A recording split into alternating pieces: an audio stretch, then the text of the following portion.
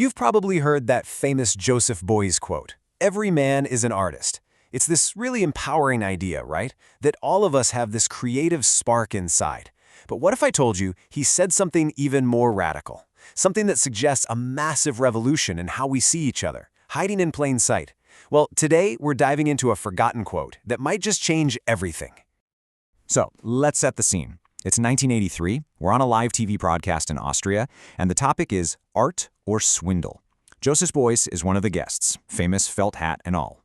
An audience member asks him when he's finally going to take the hat off. And his answer? Well, it was not what anyone expected.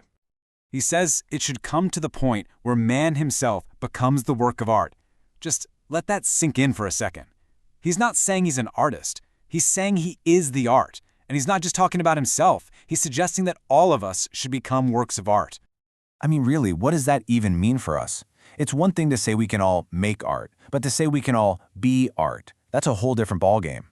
Whether you're a sanitation worker, a nurse, a software engineer, does this mean that you, right now, are a masterpiece? The implication here is absolutely huge. This goes way beyond just, being creative. This is about every single person taking over the very idea of art. If this is true, you don't need a museum ticket to have an art experience. All you need is a mirror, or just to look out your window.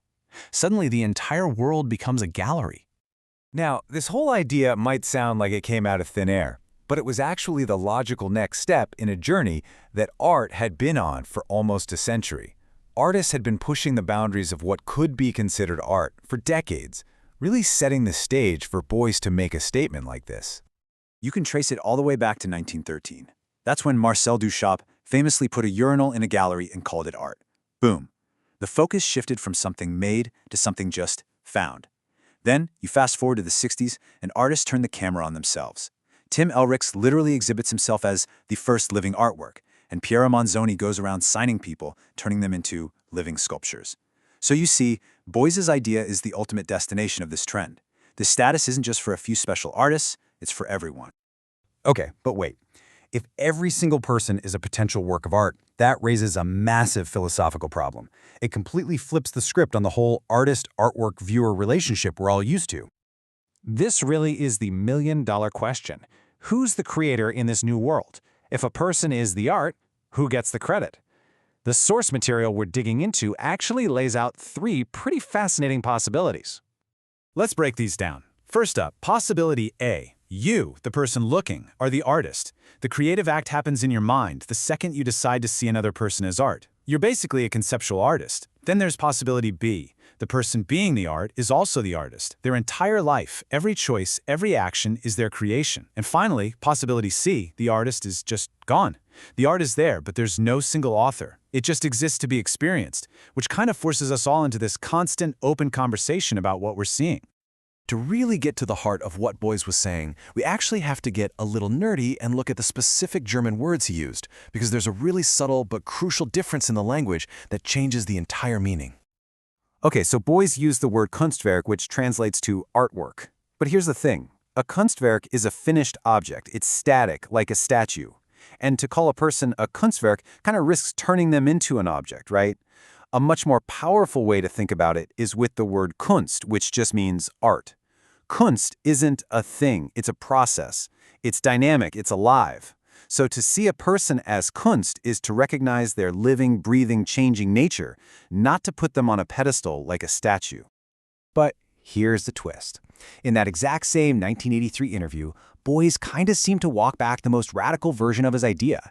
He clarified, saying that, potentially, every person can participate in making the world a work of art.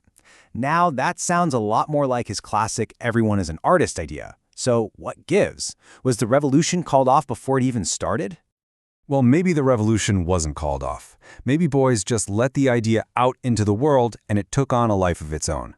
Because its true power isn't about changing the art market or museums, it's about starting a revolution right inside your own head. So a lot of people have heard of Beuys' idea of social sculpture, this concept that society itself can be shaped creatively, like a piece of art. But this forgotten quote gives us something totally new, a private sculpture. And in this case, the material isn't clay or stone or paint, it's your own mind. The artistic act is that deliberate, conscious choice to shape how you see the world. And this is how that private act becomes this massive public force. It all starts with a simple internal decision. You choose to see other people as art. That choice is an act of creation. It's you sculpting your own mind. And once your mind is shaped by that idea, it can't help but change your actions. You start treating people differently. And once your actions change, you start to shape the world around you. Your private sculpture becomes a social sculpture. And this is the most important part. This isn't just some abstract theory for an art history class. It's a really powerful ethical framework. The source we're drawing from calls it a perpetuum mobile of respect, a perpetual motion machine of respect. I mean, think about it. If you genuinely see another person as a work of art, how could you possibly treat them with anything less than the highest respect? A mindset like that, if it scales up, could literally change the world. So, the revolution boys hinted at might never have taken over the museums, but it can still happen inside each and every one of us. The choice is yours. The only question is, when you look in the mirror tomorrow morning, what are you going to see? A person, an object, or a work of art?